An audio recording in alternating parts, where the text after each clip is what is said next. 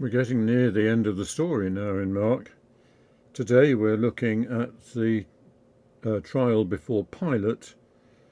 And if you'd like to read Mark 15, verses 1 to 15, and then we'll get underway. Verse 1. I think that very early in the morning has to mean when most people were still in bed. As this was Nisan 15th, the principal day of the Passover, and a special Sabbath into the bargain, I suspect that they wanted to get Jesus to Pilate and leave him there before most of the festival crowds were out of bed.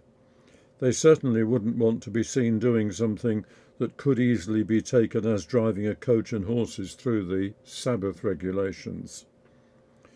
So I suspect that the crowd who followed them were a hardcore lot of leadership supporters who got wind of what was happening and tagged along with them. I doubt if the crowd contained any of those who'd greeted Jesus so enthusiastically as he rose up to the city on the Sunday. By this time, the Sanhedrin had made up their mind how they were going to approach Pilate, that they'd present him a charge of treason against Jesus, translating that is Messiah as King of the Jews. The Herod who was around at this time didn't have any jurisdiction over Jerusalem, so his main palace was elsewhere, but he did have a Jerusalem residence, and it was probably there that Pilate lived when in town. Passover was a dangerous time as regards civil good order, so it's no surprise that Pilate was there at this time, keeping a close eye on things. Pilate was a career politician who had a reputation for dealing efficiently and brutally with problems. I don't think he was very good at putting up with nuisances. And when he learnt that the chief priests were outside with a prisoner and a crowd, his heart would have sunk. They were the worst of all nuisances on his watch. Verse 2. Mark doesn't actually tell us about the chief priests telling Pilate what they had against Jesus, but Pilate's question here clearly implies that they had put the case to him already. Jesus' reply to the question is somewhat ambiguous. Literally, it's "you say," which could mean anything from "as you say," all the way up to "well, that's how you put it, but I wouldn't put it the same way." I think it was probably nearer the second of those. Verse 3. Remember that in the Sanhedrin meeting, the usual form was that each member could put forward their ideas, with no one giving any particular shape to the proceedings. For people like us, and indeed the Romans, used to very formal and stylized behaviour in court, that would undoubtedly seem like the behaviour of a rabble. It sounds as if they carried on in a similar way before Pilate, and I imagine it got straight up his nose. Remember that what the chief priests were really interested in was evidence that Jesus was a blasphemer, and probably a nutter as well. I reckon that what this verse means is that despite knowing that it was treason that Pilate could be interested in, they ranted on about all sorts of things that bothered them about Jesus, but they weren't Pilate's concern at all. Verses 4 and 5.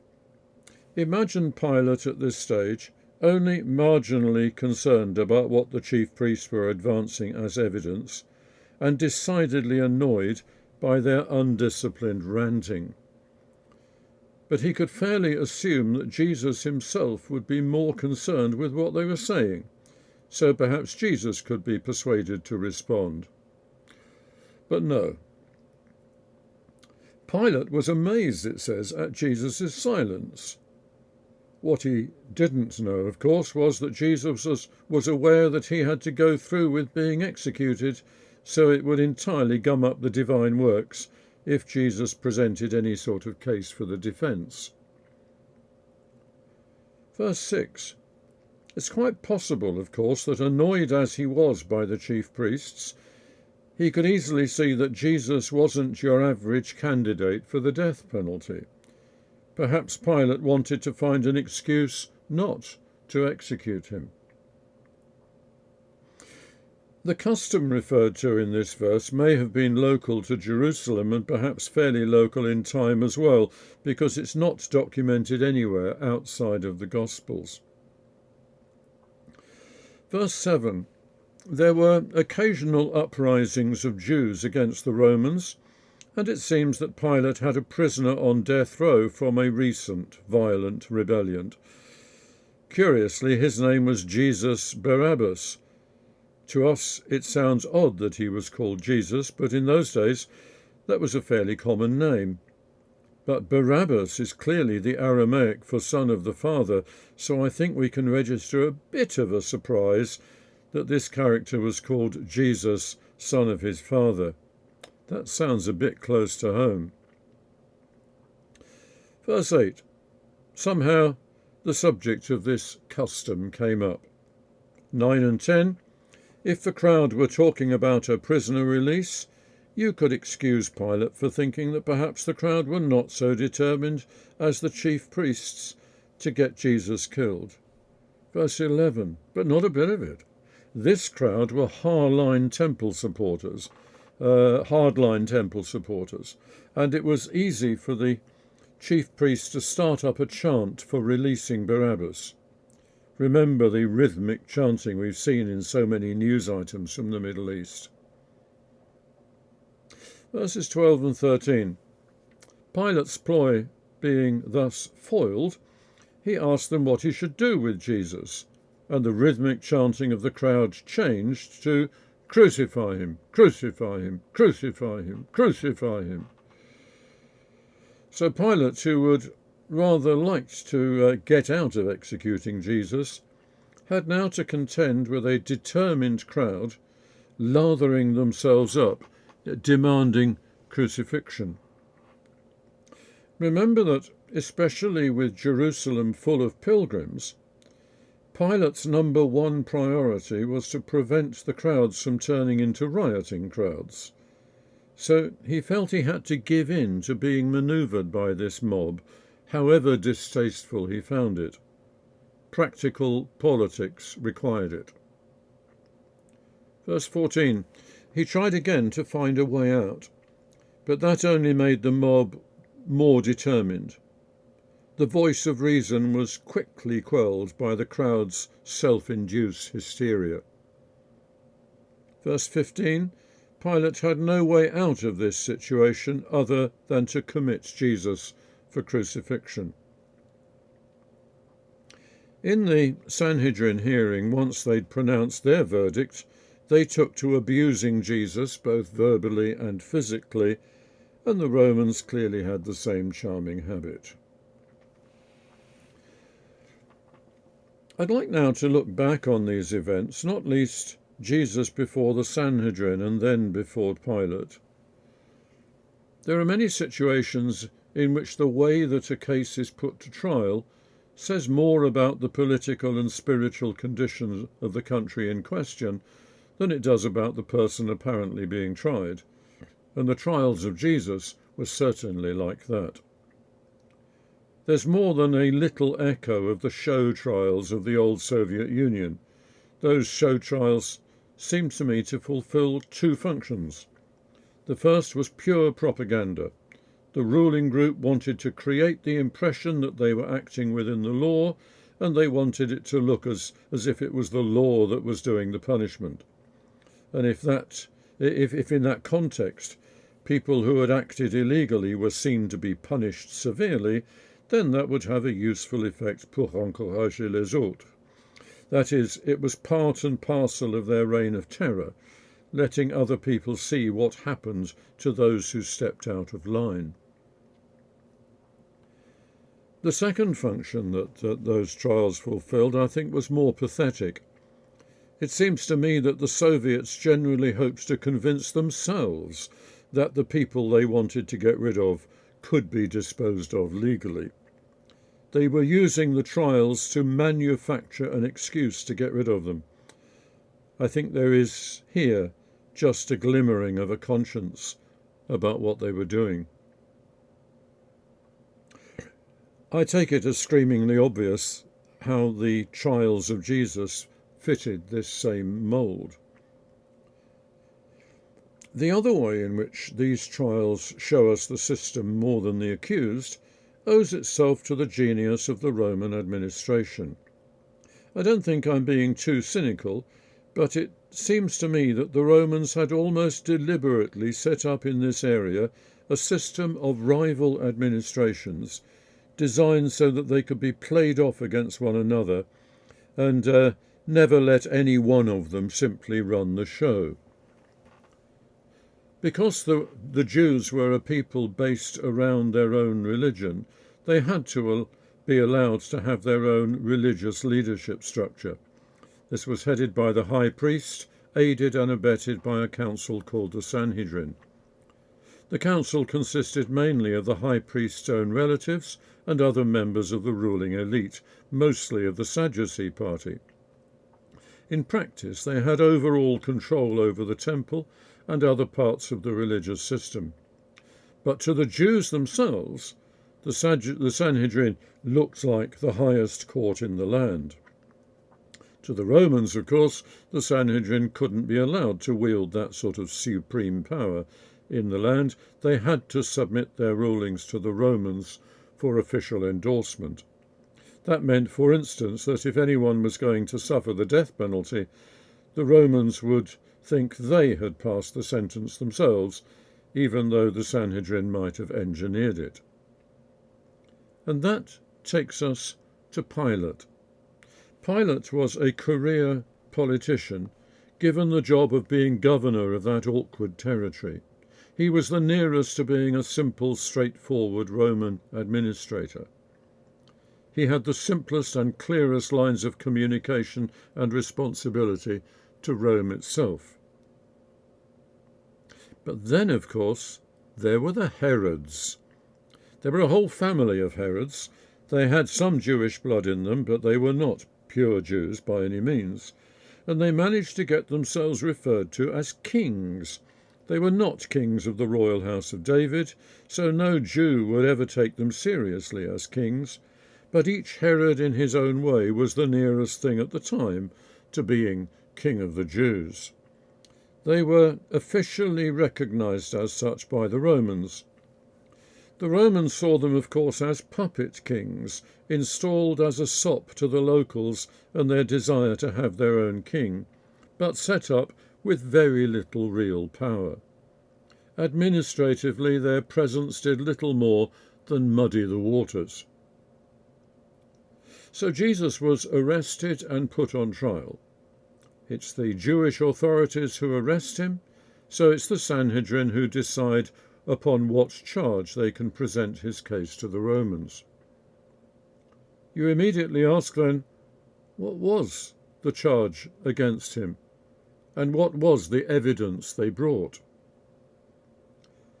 Well, that's the point at which you realise the sort of show trial we're dealing with, because they didn't have a charge and they hadn't assembled a body of evidence, although they'd decided what the verdict had to be. They had taken offence against Jesus. They felt challenged by him at a depth which was far too uncomfortable for them, and they knew that they had to get rid of him. But even as the hearing began, they were not sure how they could dress it up so as to look respectable. They brought on a number of witnesses, but under Jewish law, evidence was only admissible if two witnesses clearly agreed with each other, and they didn't.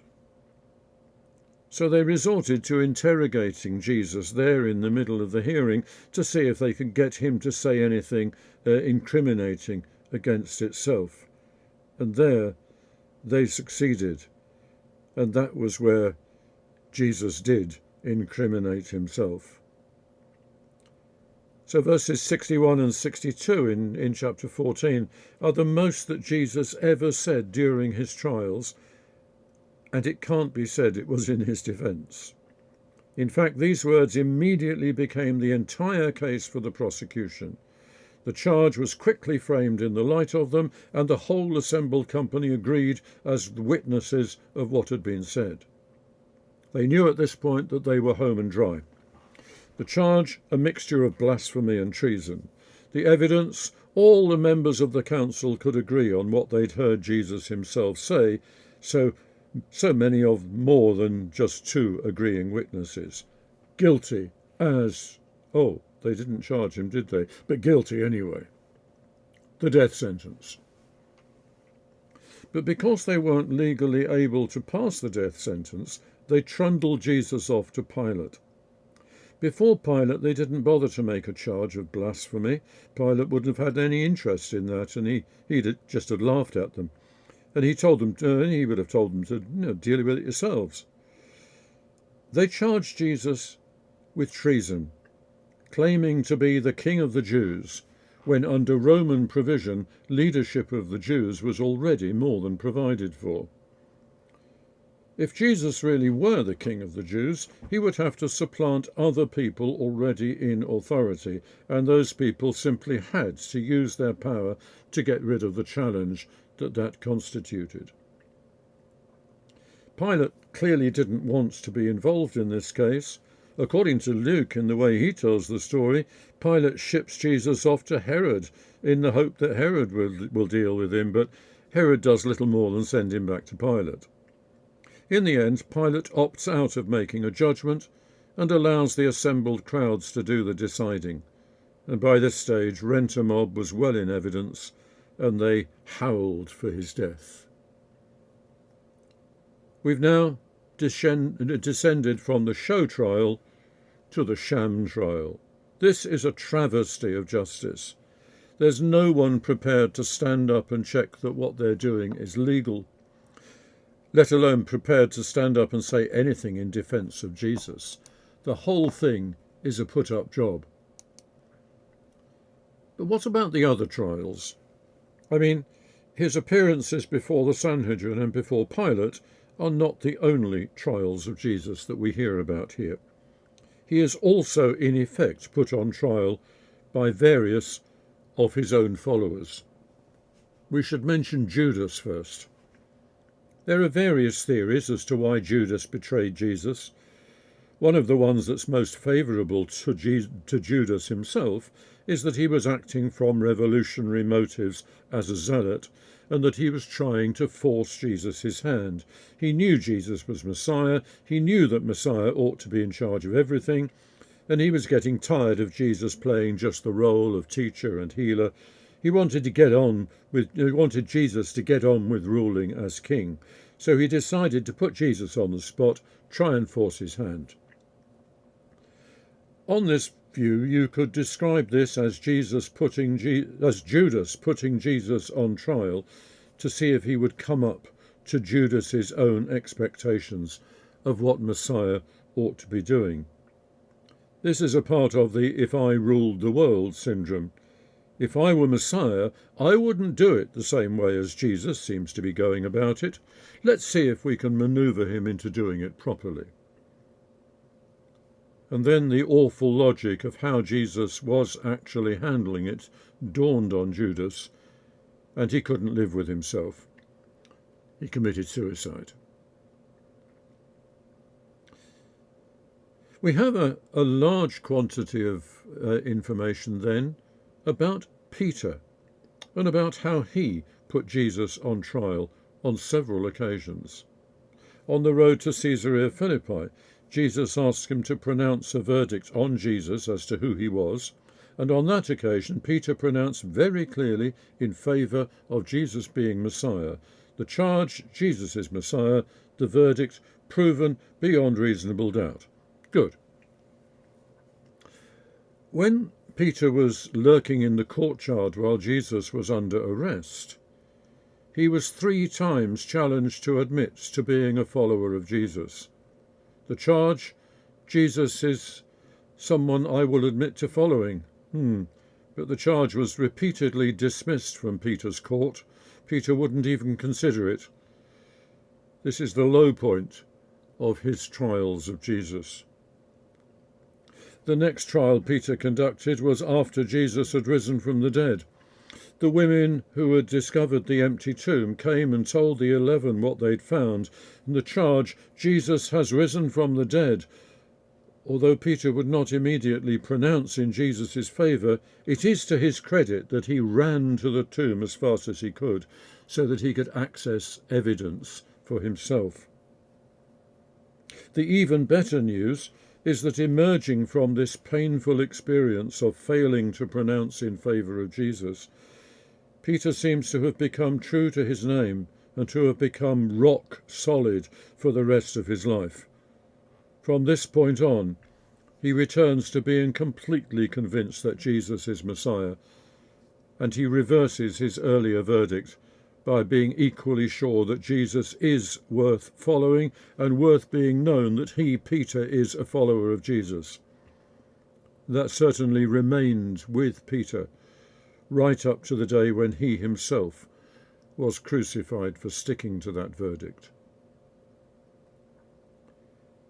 Let's return for a moment then to the low point of Peter's trials of Jesus and hold that up as a warning. For Peter in the courtyard, the issue was, I'm following Jesus, I believe he's Messiah, but is he worth my own suffering?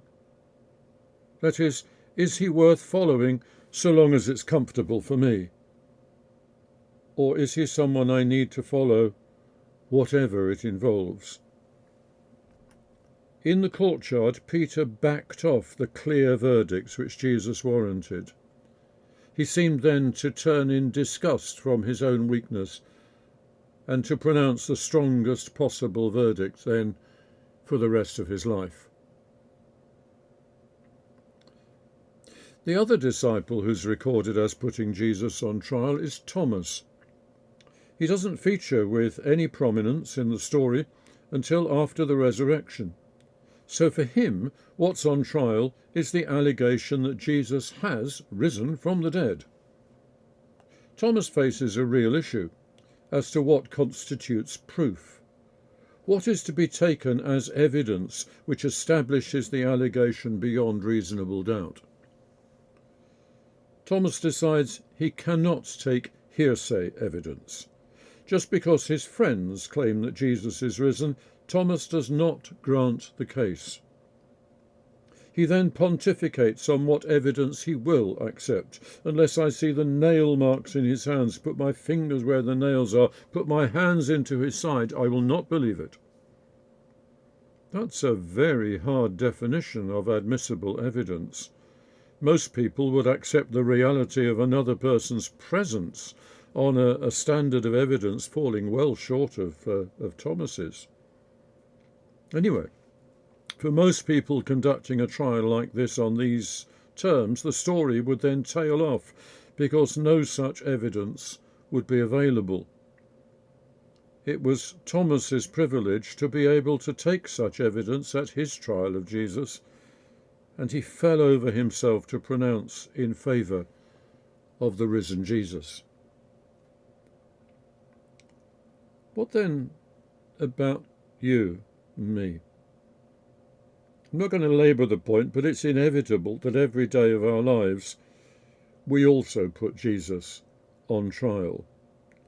We can ask if the way that you treat him or I treat him as he stands before you resembles one of the classic models. Are you like Judas in the theory we looked at, having your own agenda and expecting Jesus to conform to it? Are you like Peter, wondering what Jesus is worth in the sense of how far you're prepared to go for him? Or are you like Thomas, wondering if it's true anyway, and musing on what you would admit as evidence of certain truth? Perhaps there are other ways of putting Jesus on trial, but one way or another, Jesus is on trial every day, with you as the judge and jury. Every day you pronounce a fresh verdict on Jesus by what you say and by what you do. Every day also you furnish evidence for other people's trials of Jesus, but that's what I want to talk about next time. Bless you.